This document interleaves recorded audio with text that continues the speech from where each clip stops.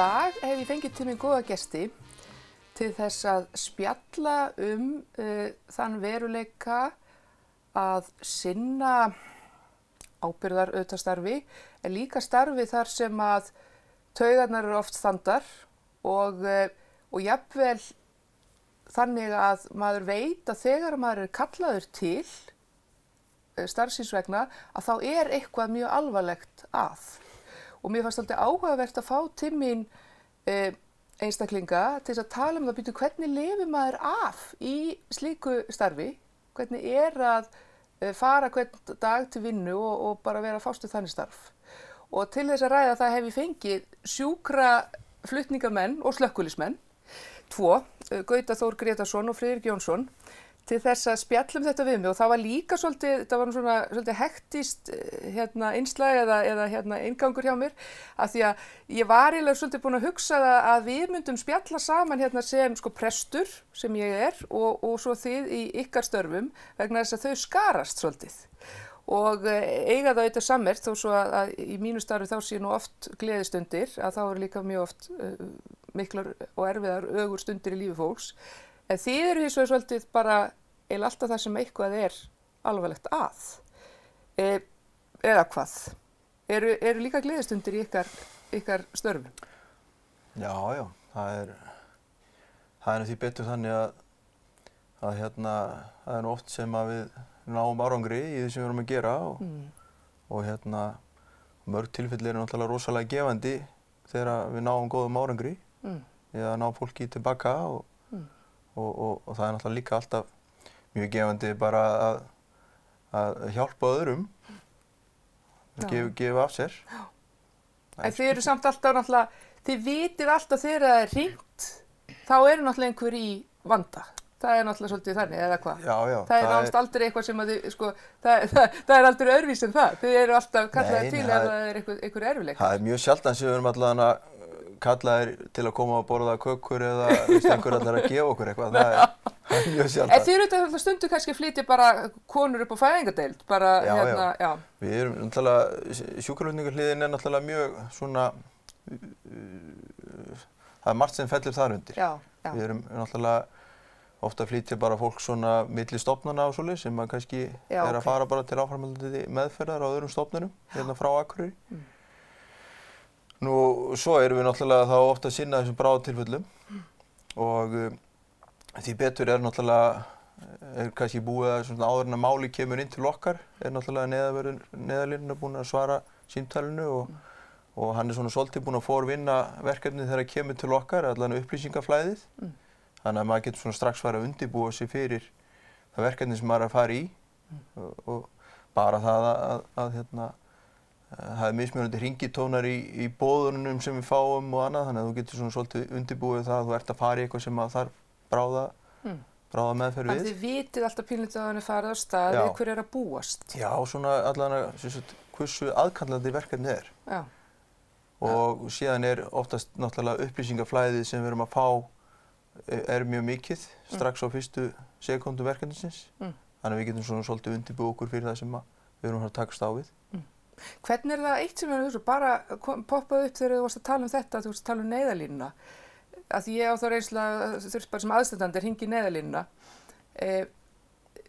Og þá kemur það mann svolítið óvart að þær byrja bara mjög mikið að spjalla við mann og fá biðja alls konar upplýsingar og maður hugsa með þessi býtu, af hverju ekki bara nóg fyrir maður að segja heimilisfangið og bara hjálp og heimilisfangið það er eitthvað með, þú veist, hjartaverk eða eitthvað. Er það þannig að þið eru sendir strax á stað og svo er bara neyðarlínan að spjalla við mig á meðan að þið eru á leiðinni til mín? Já, það er auðvitað þannig. Já, ég þóttist. Neyðarlínan sendir snöggboð til okkar, heimilisfang og tilfelli ef hún getur það. Já. Og svo heldur hún áfram að tala. Já. Og þá getum við kannski verið búin að fá kennitölu eða eitthvað og við getum þá áfram sent hana upp á slysadeild. Já. Þá er þetta að fletta sjúklingnum upp ef hún á einhverja fyrir sögu eða þannig að upplýsingarnar allar sem koma í ljós eiga að koma til allra sem eiga svo að sinna þessu sjúkling. Já, ég held að sem svo ágætt að þetta kom frá því ég stundum heyrt fólk tala svona í hálfgerðum pirringi þetta. Þú veist, ég hringdi og það var bara, ég þurfti bara að segja ævisöguna og það var bara að spyrja og spyrja og spyrja. Ég sagði, bíddu, af hverju sendið ekki bara einhvern á stað? En þið eru náttúrulega sendir strax á stað þegar það búið að hringja. Það er líka bara að vera að halda manni kannski við efni og hjálpa manni að halda sönsum á vettvangi sem aðstandandi og eitthvað svona. Og svo líka, þú veist, þegar þú hringir, þá er ástandið eins og það er núna, en eftir 5 mínútur þá getur ástandið verið allt annað. Já. Þá er kannski búið að fá einhverjum upplýsingar sem við þurftum, en eftir 5 mínútur þá er það kannski ekki í boði. Nei. Skilur, það er einhver sjúklingurinn fallinn í yfirlið eða eitthvað, getur ekki svarað neinu og eitthvað. Nei. Þess vegna er svona pínu mikilvægt að fá allar upplýsingar eins fljótt og hægt er, sko. Í beinum frá þessu langar mig að spyrja ykkur, að því við erum að tala aðstandendur í svona aðstæðum, upplifið þið að bara við Íslendingar séum flinki og svona almenni borgar séu góður í skyndihjálp, kunni skyndihjálp? Er það svona ykkar tilfinninga eða reynsla að svona fólk geti bjargað sér þegar kemur að þessu? Nú er ég að kenna skyndihjálp líka fyrir Rauða krossinn. Já. Og það eru 80% Íslendinga búin að fara á námskeið. Já.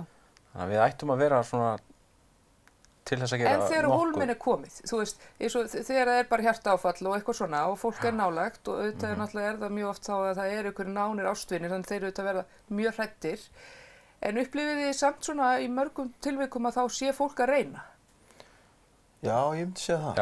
Já, í flestum tilfellum, en við erum samt að rekast á tilfelli þar sem er ekkert byrjað að gera og lítið og þú veist, eðlilega fólk náttúrulega aðstandendur og makar og allir þeir eru náttúrulega í uppnámi og þetta eru mjög óeðlilegar aðstæður sem fólk, almenningur bara settur í. Og það ekkert endilega sem fólk kunni ekki til verka, það kannski meira því það bara svo miklu tilfinningalega uppnámi og treystir sér bara ekki til að gera neitt. En mynduð þið segja til dæmis að maður ætti alltaf að gera eitthvað frekar en ekki neitt, sko, þó maður verði hræddur og maður sé í uppnámi og þetta kannski maðurinn minn sem liggur þarna og hann meðvitundarlaus. Þú veist, ætti ég bara alltaf að reyna að gera eitthvað eða geti ég gert illt verra? Þetta er kannski svona spurning. Ég myndi segja að það væri betra að reyna að gera eitthvað. Já. Og það er náttúrulega líka eins og hjá neyðarverðinu sem þú hringir í, hann reynir að aðstoða þig með því að leiða þig í gegnum það sem átt að gera. Já. Þetta er líka eins og þegar maður er að skulda, sko, þá bara ekki gera, ekki neitt. Nei. Bara hringja í 112 og lýsa aðstæðum og hvar þú ert og hvað þú sérð, það er bara skyndihjálp. Já. Byrjun á skyndihjálp, bara kalla til aðstoð. Já. Og svo leið og eins og Friðrik segir að þegar þú ert komin í sambandi við neyðarvörð, þá getur hann sko leiðbeintir með svona grunnatriði skyndihjálpar. Þannig að þú þurft ekki að óttast það að þú, ég meina þegar einhver hvort meðvitundarlaus og augljóslega í einhverju rosalegu, í einhverju bara slægi, skilur búin að fá hjartaslag eða eitthvað, ég meina þá getur hann ekki annað en grætt á því að þú reynir eitthvað að gera við hann, sko. Já. Og það er einhver sem meðvitundarlaus og byrjar að hnoða hann. Ef hann ekki í hjartastoppi þá kom einhver einkenni þess að hann ekki í stoppi. Hann lætur þið vita pottþétt að því með einhverju ráðum. En að ykkar störfum, sko, svona bara venjulegu dagur í lífi sjúkraflutningamanns á Akureyri, þú veist, sko, getur liðið dagur á þess að það sé ekkert bara útkall? Já. Já, það getur gert það, já. En sjúkraflutningum hefur farið fjölgandi, sko, og við sinnum líka hérna á Akureyri sjúkraflugi. Já. Við förum Vestfirðina, allt Norðurland, allt Austurland, að Höfn og svo sinnum við Vestmannaeyjum líka. Já, þið gerir það. Þannig að við í rauninni sinnum sjúkraflugi yfir allt landið og við erum komin í sjúkraflug númer 653 núna á þessu ári. Búin að flytja 693 sjúklinga og þá eru komnir 1800 og pluss sjúkraflutningar líka. Bara hérna á Akureyri. Ok, þetta er svona mikið. Þannig að þetta er rosalega mikið. Og þetta eru vel flesti dagar, þá eru sko frá litlu að gera upp í mikið. Það er í rauninu sjaldgæft að það sé ekkert að gera, sérstaklega á daginn, sko. En það svolítið þannig í ykkar störfum eins og ég mér að það er svona, það koma svona holskeflur? Þú veist að það bara mörg útköll, þú veist á einum degi og svo, eða 2 dögum og svo getur komið svona rólegu tími inn á milli að það hvernig kemur allt í einu. Er það ykkar upplifun? Já, það eru náttúrulega sumi dagar sem að eru rosalega mörg útköll. Já. Það er alveg rétt, sko. Þannig að það er svo sem engin svona neitt rytmi í þessu, þannig. Nei. Þetta er bara, það kemur svona yfir sumatíman þegar umferðin er sem mest. Þá náttúrulega er aðeins fjölgun í þannig tilfellum umferðarslysum og slíku. Já, þið finnir náttúrulega meira því. Og svo náttúrulega þegar pestarnar byrja influensan kemur og þetta allt saman, þá er náttúrulega mikið af flutningum tengt einhverju slíkum verkefnum. Já, þannig að þetta er pínlítið sem mér, sko. Það er einmitt í kringum pestar og svona, það er náttúrulega janúar og febrúar og mars. Það er svolítið tíminn þar sem að fólk sem er kannski langveikt kveður, sko. Og einmitt og það er svolítið meira, maður finnur það er svolítið meira slys á sumrin heldur en yfir vetrartímann. Það er náttúrulega bara eins og gengur að fólk er meira á ferðinni og fólk er að fara meira í hestaferðir og mótorhjól og allt þetta. Fólk er náttúrulega út að gera allt, sko. Þannig að sem betur fer, sko. Það er ekki alltaf aðstæðurnar sem valda slysum eins og vetur og það er líka oft bara, sko, fjöldinn og hraðinn og allt það, sko. Og líka svona breytingar, sko, eins og núna. Þú veist, nú er rosalega dimmt snemma og sem betur fer ekki hálka núna, en nú er fyrsta hálkan að koma. Já. Og maður heyrir bara, fólk er farið að koma að nagla á svona og eitthvað, búa sig undir þetta, en maður finnur það alveg, sko, fyrsta hálkan þá eru allir að renna til og sumir ekki komnir á vetrardekk. Fyrstu hálkubrotin og allt þetta. Alls konar. En sko hvernig, sko nú veit ég náttúrulega bara, ég veit út af hvað eitthvað starfið þetta gengur og ég veit að þið komið ofta alveg ofboðslega erfiðum aðstæðum og ég hef stundum hugsað það með ykkur, sko munin á ykkar starfi og mínu er að ég er þó allavega það heppin, myndi ég segja, þegar að sorgaratburðir verða, að einhver deyr, þá fæ ég að fylgja aðstændum eftir og sjá þá í raun og veru bara rísa upp og ná aftur áttum eftir mikil áföll. Þið eru svolítið þannig að þið eru bara vettvangi þegar þessi hlutir eru allir að gerast og svo bara farið þið. Já. Og vitið ekki alltaf hvernig fólkinu hefur reitt af og ég get einhvern veginn ímyndað mér að því leyti sé ykkar starf erfiðar en mitt, að þið fáið ekki að vita alltaf, sko, hið góða sem að svo á sér staði í framhaldinu. Hvernig hlúið það ykkur sjálfum og vinnið úr þessari bara reynslu? Þeir eru að mæta á vettvang og þetta er bara, einhvern veginn, fólk er í svo mikilli skelfingu. Já, það er náttúrulega, eins og ég hef nátt sagt, sko, að þessi störf sem við erum að vinna á lögreglan og þessi fleiri aðalega sem að vinna svona þessa vettvangsvinnu. Að það er náttúrulega að bera okkur saman við aðrar heilbrigðisstéttir og slíkt, sko. Og það sem gerir kannski okkar starf enn erfiðara er það að við erum akkurat að fara inn í svona óvendað umhverfi. Staðan fyrir að ég er inni á einhverju vinnustað sem væri mitt vendað umhverfi og fólki kæmi þangað, þannig að ég hefði svona svolítið yfirburðina. Og okkur eru við alltaf að fara inn í aðstæður það sem inn á önnur heimili sem að gerir svona aðstæður svona enn meira þrúgandi. Við erum náttúrulega oftast til þetta frekar stutt vinna hjá okkur á vettvangi, bæði heima hjá fólki eða á slysavettvangi. Þannig að maður kannski svona upplifir kannski ekki þessa miklu sorg fólk sem verður kannski fyrst og eftir. En jú, við náttúrulega reynum að halda okkur gangandi með því að styðja hvern annan, náttúrulega fyrst og fremst. Og við erum rosalega duglegir við það. Og gerið þið það eftir erfið útköll?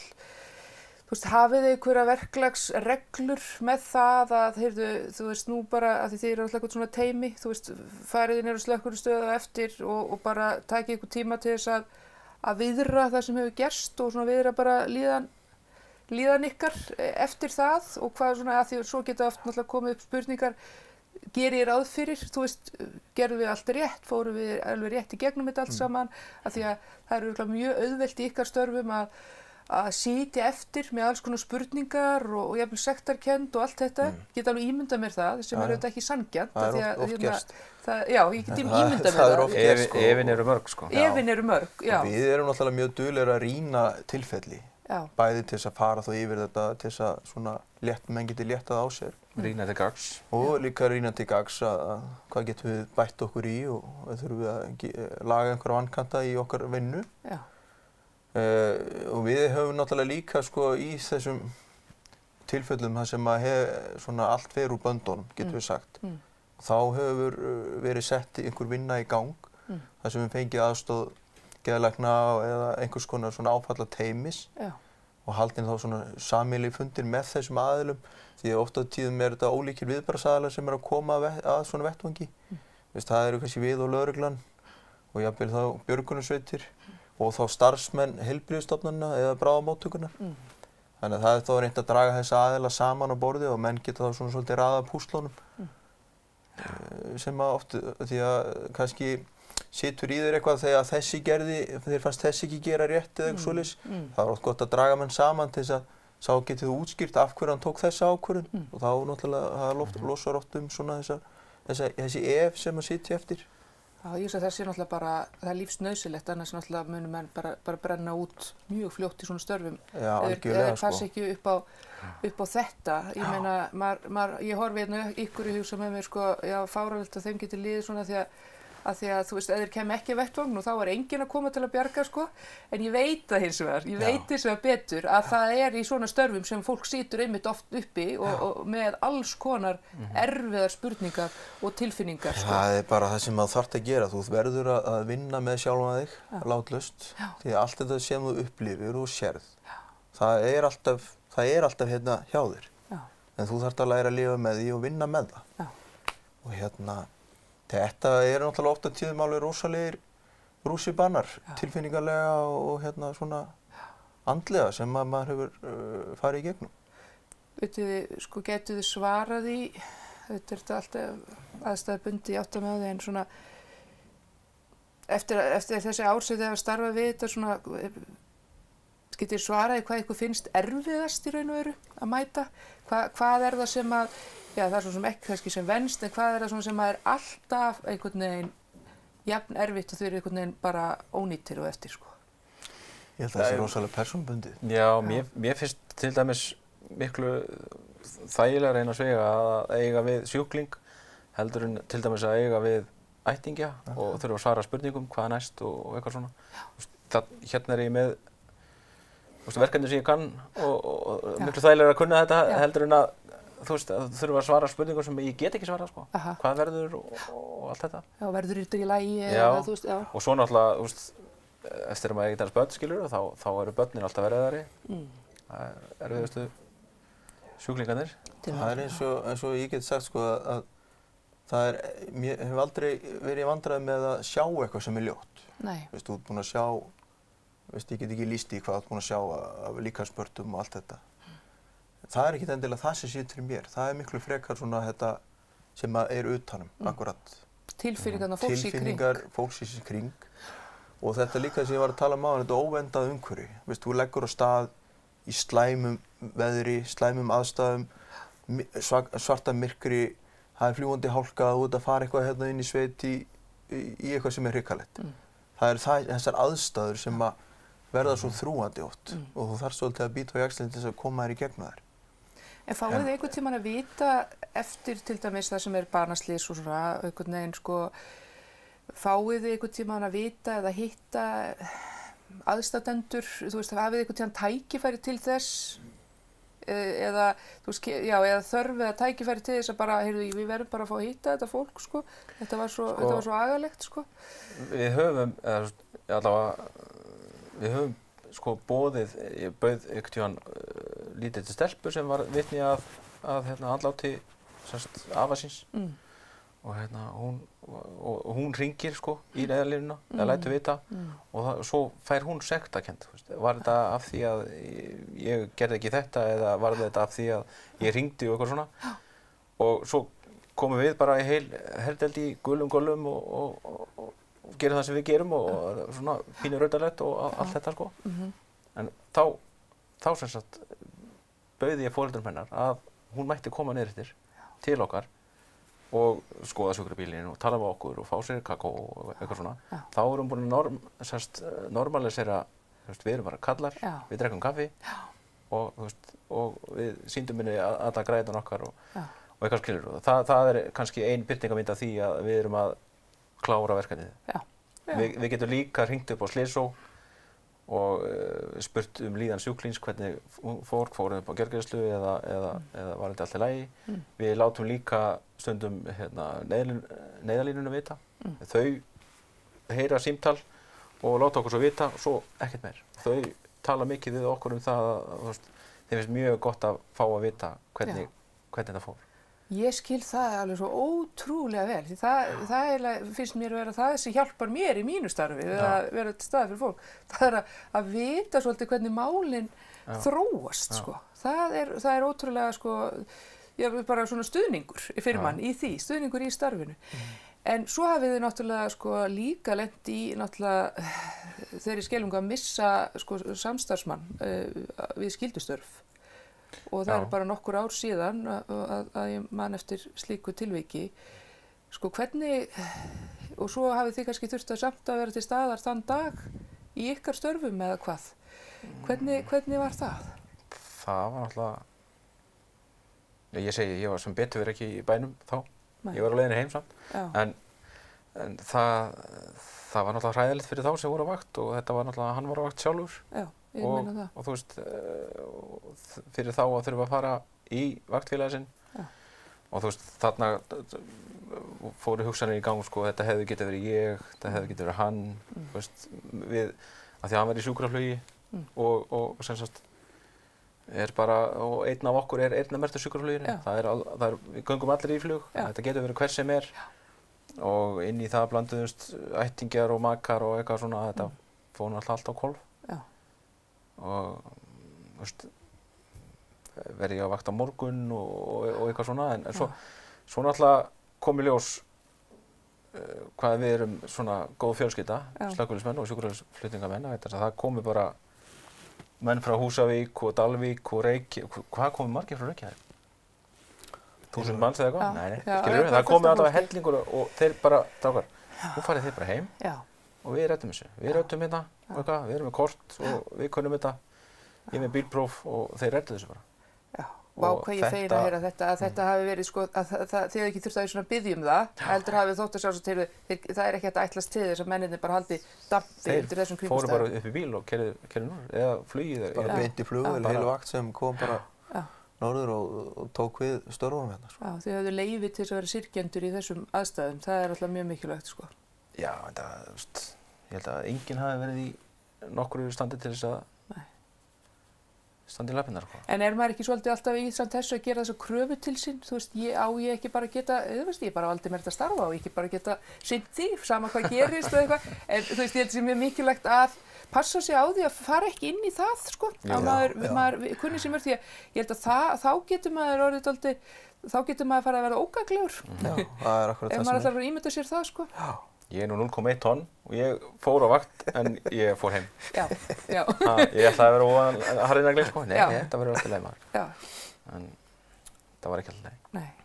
Og þetta hlýtur. Og þú veist, það sást alveg, sko. Það bara svona kom einn Reykjavíkurinn og sagði bara, heyrðu, takk, bara Gutti, við reddum þessu. Já. Ekkert mál, farðu bara heim og það var mjög flott, sko. Já. Og þið náttúrulega bara þurftu eins og annað fólk að fá svona sálgæslu í kjölfarið og ég meina því að það getur verið einhverjir fagaðalar fyrir ykkur sjálfa. Nei, en við gerðum þetta mikið saman, við hittumst alveg svakalega mikið, öll, sko, allar vaktir og makar og allir og ættingar hins látna og ég veit ekki hvað, þetta var rosalega flottur tími, þannig séð, skilurðu. Já, flott viðbrögð. Já, og unnum þetta vel saman og bara... En þetta er eflaust samt haft áhrif á þennan hóp, kannski er hann samheldnari eða hvað eftir þetta, eða áhrif bara á ykkur Já, ég myndi segja það. Já. Algjörlega. Og við vorum náttúrulega samheldið fyrir, sko, en hérna, þetta er náttúrulega bara neld okkur saman, held ég. Já. Finnst mér. Já. Hvað er það, sko, þegar þið eruð að koma á vettvang? Ég hugsaði, sko, ok, ég gæti alveg hugsaðlega sinnt þessi starfi sem þið verið að sinna svona upp á það að mæta fólki, sko, og veita sálgæslu eitthvað svona.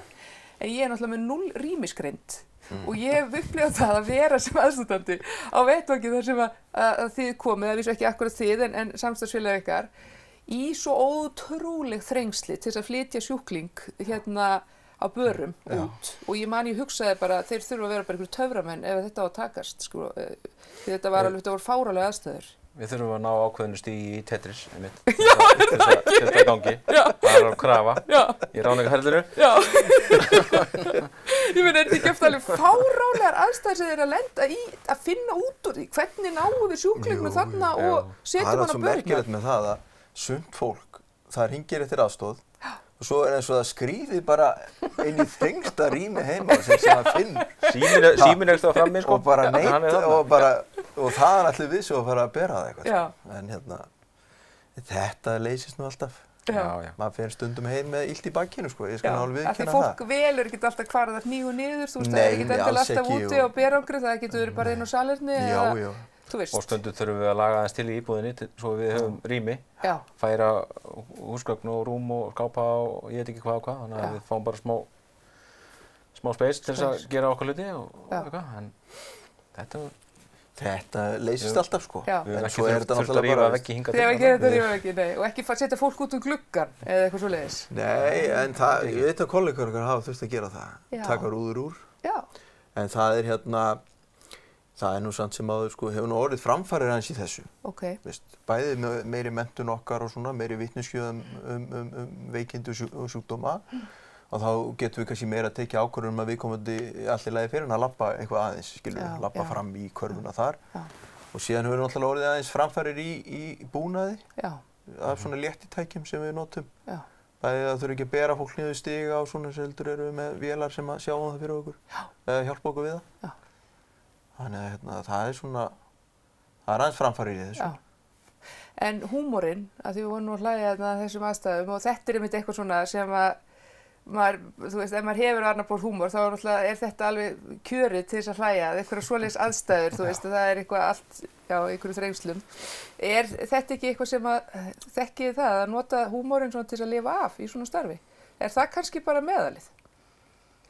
Ég myndi segja að hann væri 70% af því að komast af, eins og það segir. Það hlýtur að vera. Af því að þetta er náttúrulega svo absúrt aðstæður sem við erum að lenda í og lögregla og björgunarsveitir og allir þess og prestar og ég veit ekki hvað. Þannig að þú veist, ef maður getur ekki aðeins hleypt sér á létta skeiði, sko, þá eiginlega getur maður ekki verið í þessu stöðu. Nei, þá held ég að maður lifi það ekkert af. Nei. Maður verður að halda í gleðina í sama hvað. Já, það er rétt. Maður ber virðingu fyrir aðstæðunum, maður ber virðingu fyrir fólki, en maður getur samt þurft að fá smá útrás fyrir húmorinn, sko. Og það er ekki eins og við séum að gera grín að sjúklingum, sko, skilur við, en bara, þú veist, ef við hleypum ekki aðeins af stressinu og því þá, maður vill ekki fara með það heim, sko. Nei, þetta er svona sjálfstherapía í raun og veru. Já, algjörlega. Heyrði, það var dásamlegt að fá okkur hérna, ég hefði getað að tala miklu lengur, ég átti eftir að spyrja ykkur fullt af spurningum en það er bara í öðru þætti, Gauti og Friðrik. Dásamlegt að fá að koma hérna. Já, var það ekki bara, þetta var notalegt. Gauti ætlaði nú að segja 5 brandara hérna, hvað marga á 1 mínútu? Já, þú varstu með eitthvað 7 á 1 mínútu. Já. Ég fæði í sérstaka þátt, Gauti, til þess að fara með þá. 5-urinn? Já, 5-urinn, já. Það er ný þáttaröð. Ég á alveg efni í 2 vikur að því, sko. Heyrðu, takk fyrir komuna og við kveðum hérna í dag og sjáumst aftur í næstu viku. Takk og bless.